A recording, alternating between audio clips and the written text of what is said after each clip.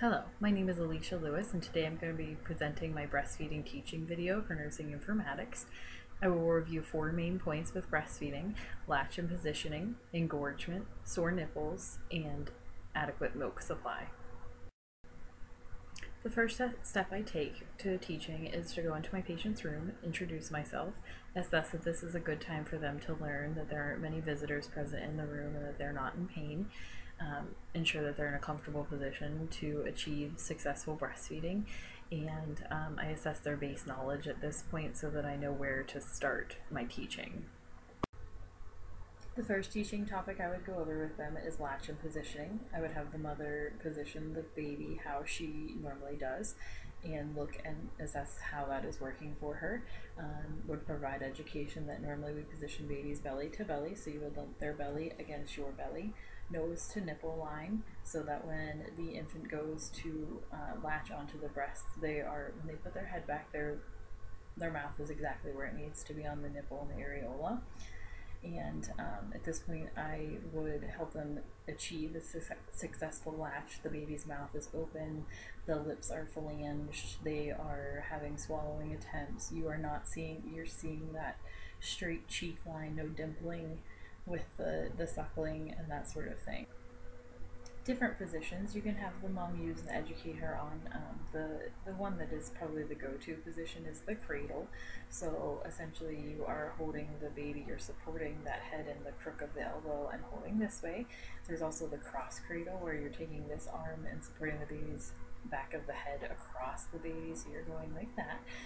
Football hold is another popular one where you're tucking the baby's feet back and behind and allowing the breast tissue to be right there at the baby's mouth. Works really well for larger breasted women. As far as assessing latch, you want to ensure that the baby has grasped an adequate portion of the areola and the nipple so that the baby is adequately stimulating that breast tissue and bringing in a good milk supply for the future for the baby to be fed well.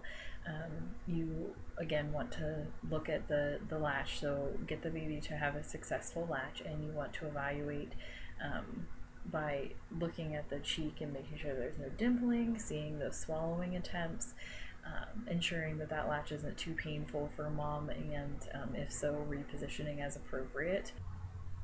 A core latch and sore nipples go hand in hand, so that is my next topic to discuss.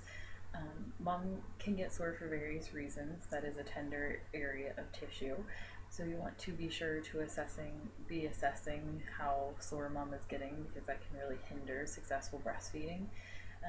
Essentially, you want to evaluate that latch and ensure that it's good.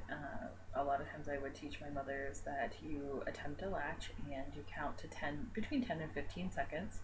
And if the latch is still very painful for them, I ask them to break the suction by placing their finger into the infant's mouth and actually breaking that suction so that you don't damage that breast tissue by just pulling the baby off, and reposition and latch again. It can be frustrating, but it is better than them getting sore and cracked open, which can lead to mastitis for the new mom. You can offer them things such as lanolin, which is a cream that you can apply to the breast after every feeding, or essentially any time that you are feeling that you need it. We also have gel pads that we can give them, which are soothing and cooling to the breast tissue. Engorgement is my next teaching point. That is something that happens generally when the milk supply comes in between day 2 to 3, even to day 4. What happens is there's a lot of swelling in that soft tissue, and the breasts just get very full and heavy, and it makes it difficult for baby to latch. So I go over some teaching points with my mom with this as well. I make sure that they understand that they can use the breast pump, either electric or manual, and pump off a little bit of milk before they put baby to breast to make that nipple softer for baby to latch onto. I also ensure if they don't have an electric or manual breast pump available to them, there's also a way that they can hand express. Essentially, you want to just support the breast tissue and use your hand and milk downwards towards your nipple to express some of that milk and soften your nipple up for the baby.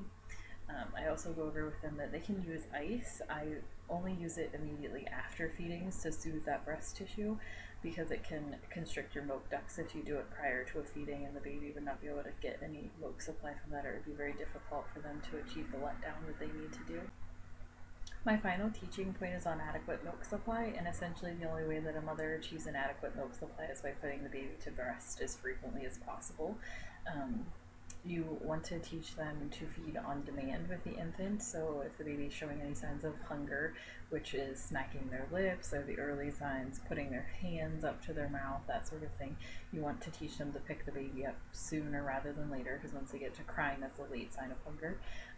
Putting the baby to breast is really the most important thing for them to achieve that milk supply, and a way that you can evaluate that is by assessing your newborn infant's pees and poops and that sort of thing, so that they and you are ensuring that they're adequately hydrated and getting enough milk.